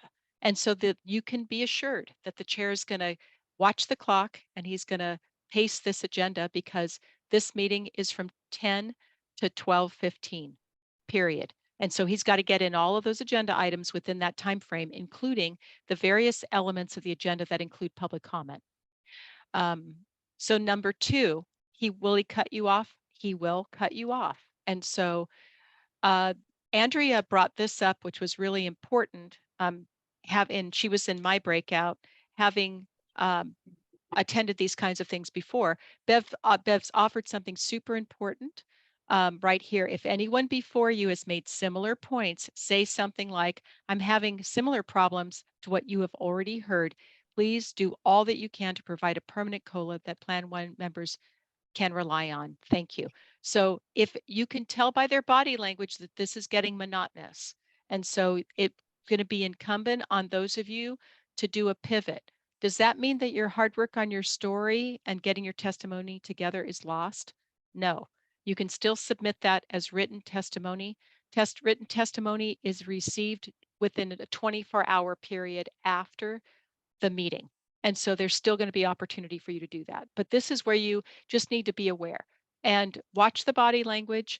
If everyone's saying something similar, then this has been offered by Bev, and I think it's an outstanding way of still stressing the point without belaboring the point. I'm going on to 3 now. If they happen to ask you a question, so some people think that, okay, I'm done testifying. I'm going to leave the meeting. Well, they may have a question for you specifically based on what you have shared. And so as Bev says here, it's your opportunity to be able to elaborate and to take the time needed. And if they ask you a question, consider it to be a special gift, because what that means is you've said something that warrants deeper exploration. You've said something unique. Not that you have to strive to say something unique, but you've said something unique that's triggered interest. And so that's really effective. And then finally, about the brevity, about this committee and the fact that they have been discussing this issue for many, many years, and effective testimony occurs through all the things that we've been talking about in our training today. So you've got Bev's Pearls of Wisdom. And if there's no questions about this particular frame, then I'm going to move on to the next. But let me check real quick for questions, or if anyone would like to add a comment relative to what Bev has shared. I am not seeing any. Okay, we're going to move on to the next frame.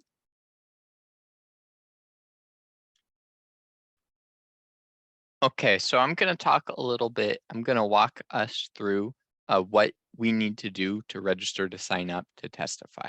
You have to go online to the select committee or to the online legislature website to do this. We've provided a link in an email. I'll go over the ways that you can get there, but it's really important that you register, testify before 9 a.m. on Tuesday, September 20th. And I also want to note that this process that we're going to go through, the end result is that you should get a link that is your own personal sign-on link for the committee meeting, and it's emailed to you, and you'll use that Zoom link to sign on to the meeting, and they will know that you are signed on to that link. They will know who you are and that you want to testify by going through this process. Now, this process does not provide any way for people who wish to testify on the phone to do so. So if you are not somebody who can use a computer to connect to Zoom, please let us know who you are if you want to testify, so we can work with the select committee to try to find a way for you to have a voice in this meeting too. So there are 3 ways to find the website that you need to go to sign up. The simplest, the way that I think is probably the simplest, is you can just do a Google search for Joint Committee Sign In, and it's the very first result that pops up, and I'll show you a picture of that in a moment. You can also find the sign up link in the RPEC email that we sent out. We'll share the link again when we send another email out before the committee meeting, urging our members to testify. And you can also go to that URL there, app.leg.wa.gov/CSI/joint. And that's the URL for the website that you need to go to sign up for remote testimony. So here is what it looks like when you just Google search joint committee sign in, and it's the very first result. I've highlighted it in yellow, and you can just click on it, and that will take you to the exact website that you want to be in. So you just search Joint Committee Sign In, and it will take you where you need to go. So this is what the next, after you click on the link, this is what it looks like. It gives you options to select a committee and to select a committee meeting. Now, this only pertains to joint committees, so there are very few of those right now with upcoming meetings. And so your choices when you click on committee You can choose between the Select Committee on Pension Policy and a joint committee that deals with water resource allocation. So, so that's not too complicated. And then when you click on Select a Committee, the only excuse me, next to meetings, it says Select a Committee. And so when you click on that, it only shows you the meeting time for the next Select Committee meeting. That's pretty straightforward. So once you enter those two things, so you see right up there, it says now Select Committee on Pension Policy and 9/20/22, 10 o'clock a.m. You have 6 different options that you can choose that you want to speak on at the meeting. The one that we want to click on is Plans 1 COLA's SB 5698 COLA actuarial fiscal note and COLA options remote testimony. Now, SB 5698, that refers to the permanent COLA bill that Senator Sam Hunt from the 22nd District ran last year. And so the fiscal analysis that they're going to be presenting is relevant to a permanent COLA bill. So that's the one that you want to click on. Once you click on that, it will take you to this screen. And so you can see that box is the circle is checked with next to Plans 1 COLA. And you have options. You can choose between I would like to testify remotely, and you could also take this opportunity to have your position noted for the legislative record. That's signing in favor, or signing in opposed, or signing in other without testifying. Or you can also submit written testimony through this method. So today we're just talking about how to sign in to testify. So you want to click in yellow there, I would like to testify remotely, and it will take you to this screen. Position is, so I'm on the screen, the next screen, I'm just showing you an example of what it would look like, what it looked like when Lori signed up to testify, which she has done. So the very first thing you are asked is to take a position on the bill. We want our members to take the pro position because we are in favor of restoring a permanent COLA, similar to the Senate bill that they mentioned, the 5698, and relevant to the financial analysis that they're going to be presenting. Then you have an option to choose if you want to testify as a panel. You want to choose no. And then you enter your first name, your last name. You see pronunciation there. If your name is a name that sometimes people who are not familiar with it have difficulty pronouncing, you can put in a phonetic spelling to help the committee members when they call on you to testify. This next screen is just, if you scroll down from that window, you can see pronunciation there at the top. Then you need to put in your email address, and this is very important because they're going to email you a link to the meeting. And then organization, you want to put in Retired Public Employees Council. You can put RPEC in parentheses after that, but you need to make sure that they understand that you are an RPEC member and you are working with us to help us secure a permanent COLA. And so then you can put, you need to put in your address and your city, your state zip code, and your phone number. The phone number needs to be formatted exactly like this.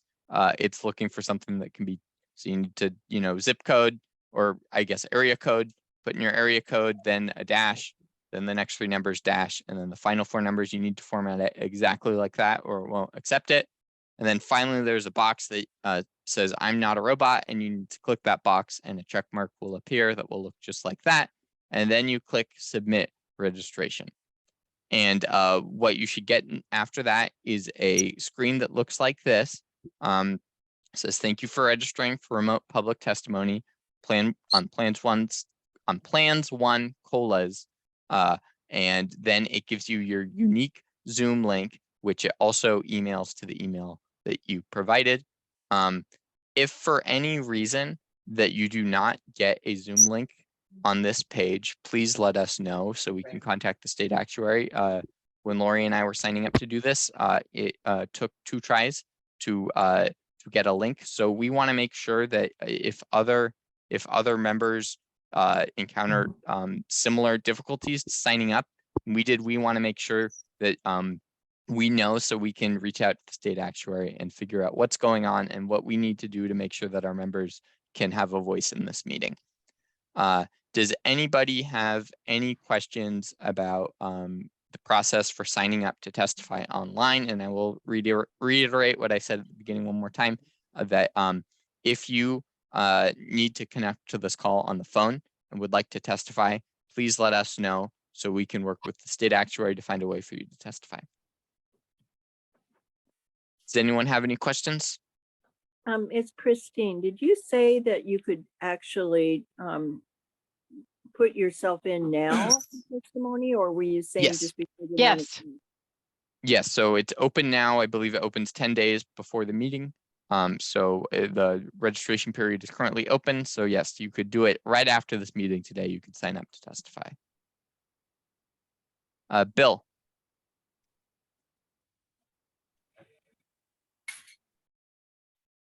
I put my hand down, Emma, because you Okay. answered the question. Thank you.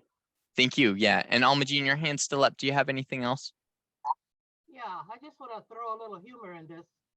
Lori, you have Emmett. Retirees don't have anybody to help them get into this thing. You know, I'll tell you what happened is I tried to sign Lori up and it didn't work. The final step, I didn't get an email link, and I went to Lori and I said, "What's going on here?" And then she tried it and it worked. So it was not the way that it usually goes. I'll just say that. So Hey, wait a minute. Wait a minute. I will just say that I'll just say that even in, because many of you know that I did lobbying before I came to RPEC. It's a funky website, and that's why we wanted to spend time to go through this. And yes, sometimes you can do everything right and it doesn't work, and you have to try it again. And so that's why Emmett has given you different pathways to get there, and we've tried to show you what things should look like, because you'll get a unique link. No, I went to check your phone. Hi, John. Okay. Yeah. All right. And so thank you. And yeah, we want to make sure, because it was a little difficult to get Lori registered, we want to make sure that if our members are having similar difficulties to what we experienced, that we know, so we can look for a solution, so we can work with the state actuary to figure this out. Another question from Christine. Yeah, Christine. I heard Lori talk about the time frame that actually Bev's time frame that, we have 24 to 48 hours for the letters, but I want to encourage you guys to, if we're going to submit a written testimony, and I think that I'm definitely going to submit a written one for sure, but to do it as soon as possible as well, because they need time, the staff need time to enter them in and for people to actually look at them. I want to make sure that they actually read the letters that we send to them, because they will provide a copy to each of the members on the committee. And so, they'll tell us during the committee how many letters were received and what it was related to, but it's important that we get them off as soon as possible. I've been encouraging people that don't want to testify to at least do their letters now. Thank you, Christine. I want to add something to that. I don't make it a secret. I'm a big fan. What I want to share real quickly is that is why everyone received the email for the state actuary's office. So what Christine has just explained is that email ensures that what you are sharing becomes part of the public record, and it will be, and all of the written testimony will be there and then quantified and presented to all committee members. So one of the things that, again, it's a little nuanced, understanding that some people will be sharing personal information as part of their written submission. Not everyone may feel comfortable having their letter as part of the public record. And so if you run across folks who would prefer to just write Senator Conway only as the chair, that is terrific. It doesn't mean that that letter, anything that goes to him, will be among the count that Christine has just talked about. But I just want to say that because I don't want there to be a barrier in sharing, but we do need to be sensitive to the fact that if people are sharing a lot of personal information in their letters, which our members often do, that they do have another option. And I recognize what I've just shared is complicated, and that's why I didn't cover it in the written things that went out. But as you talk to your members, if someone registers concern, still urge them to send their letter. And I think what Christina said is spot on. Get your written testimony in as quickly as possible so it can be part of the public record and can demonstrate that a significant percentage of not only Plan 1, but their colleagues from Plan 2 and Plan 3 are prioritizing the permanent COLA. I think John had his hand up too, Emmett, and I'm going to go on back. I just wanted to say on what Emmett said about the website and testifying and so on. I've done this many times, and maybe a third of the time didn't work for me, and I had to do it a different way.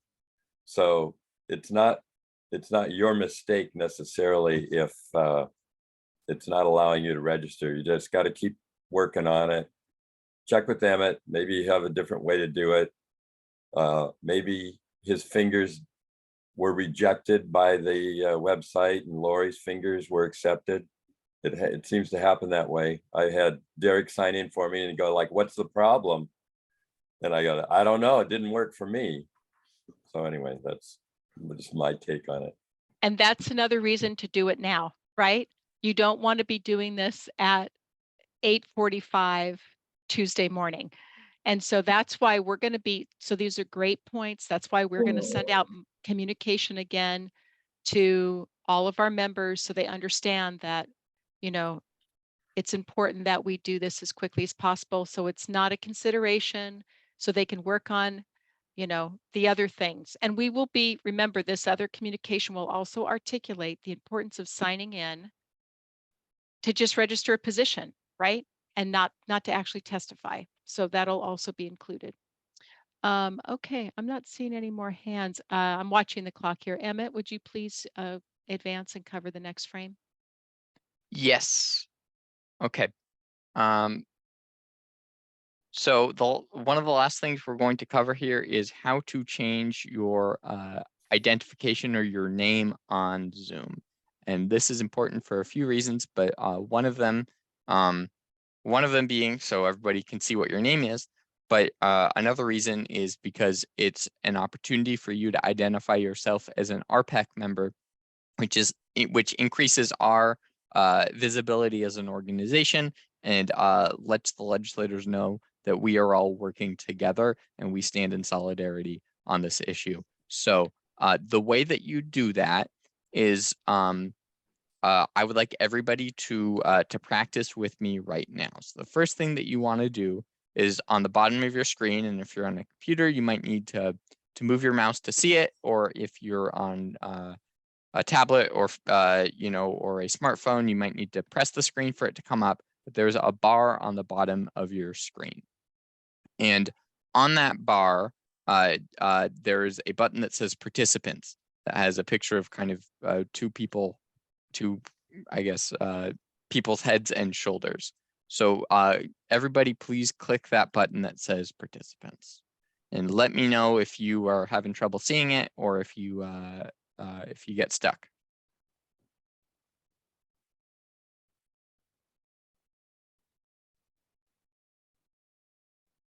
Okay. Has everybody found the participants button? It should open a window that says participants on your screen. We're good? Okay.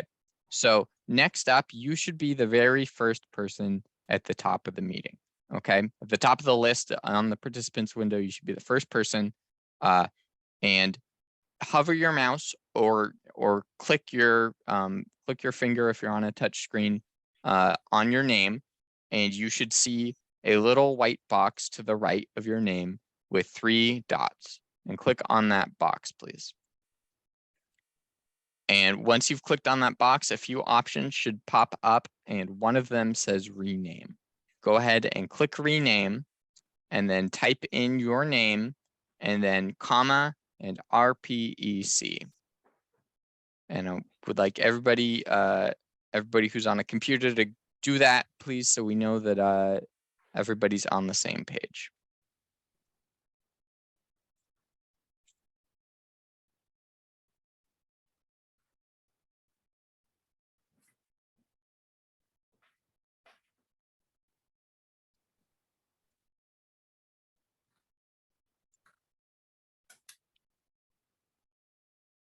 Okay, it looks like many of us have gotten. We're still waiting for a few folks. If anybody needs help, please let me know. If you're having trouble finding the right buttons, speak up and I'll see what I can do to help.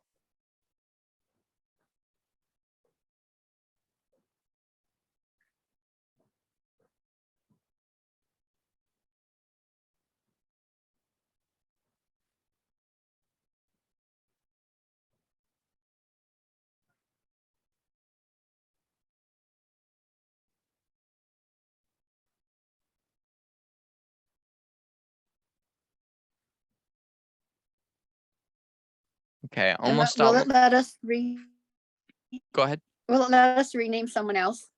No, so only the host can rename others. So in this meeting, Lori and I can rename the people in this meeting, but we will not be able to do that at the select committee meeting.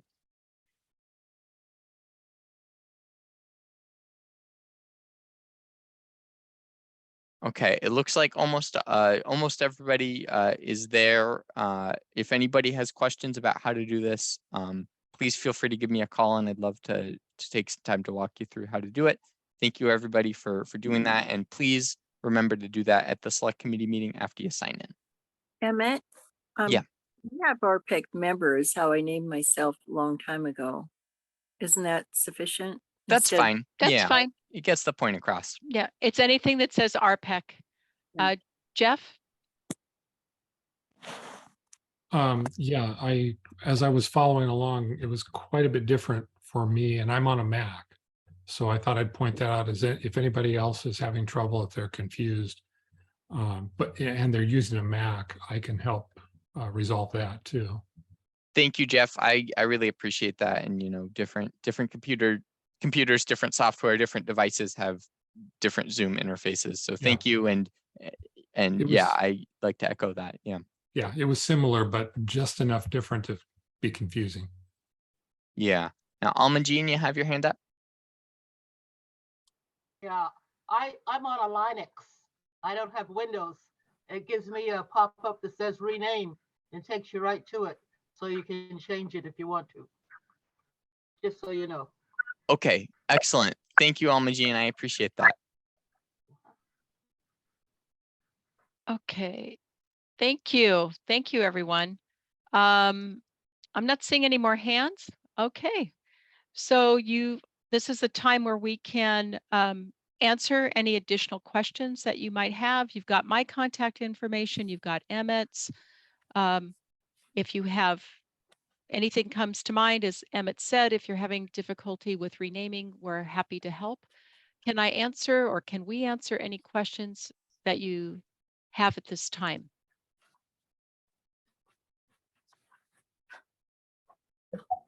You guys have done a great job. It's been good information. Thank you. You are welcome. Our pleasure. Almajine, is your hand still up from before, or is it new? I have something to say. Okay. I believe in image, of course. We need to wear our logo shirts, our green logo shirts, just like ASME does. They show off their stuff, and we recognize by what we wear. So I want to see more of those shirts. And if you don't have one, to be able to contact your office and get one. I think that's a wonderful point. I want to share something with you.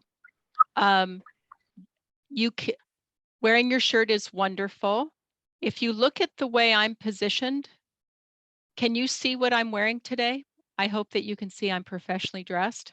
You can see I'm wearing a collar and whatnot. While that is super important, it all depends on where your camera is looking at you, right?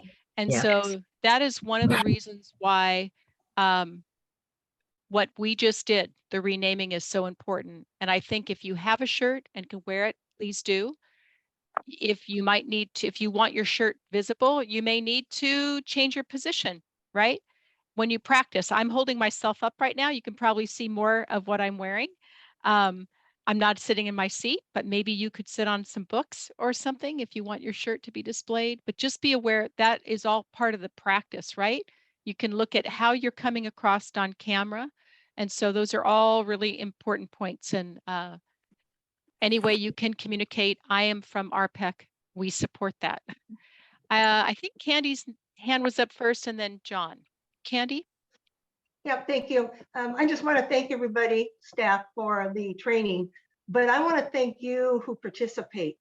It's great that we're sending out the information and communicating that to all of our members, which we sent out. But the other thing we can do is we can call our friends, call the Plan 1 people that may not be reading the emails or paying attention to what's going on, and telling them how important it is for them to have their voice heard by them actually participating, because it's making a difference for them having their voice heard and the stories. When I've talked to legislators before, they tell me, do not send us a form letter, that what's important to them is a personal story, that tell us how it's impacting you not getting a permanent COLA.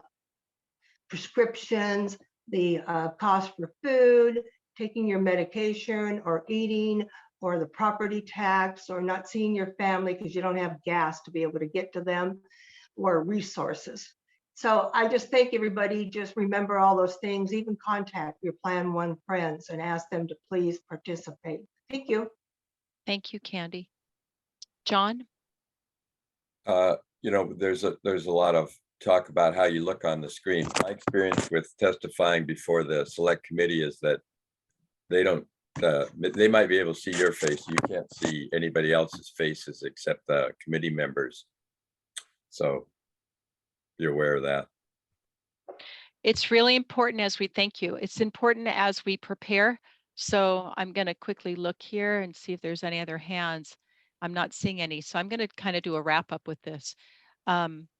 When you prepare, I guess to piggyback on what John has said, what Alma Jean emphasized, I think that what is important is, you know, it's what you say in the time frame you're given, and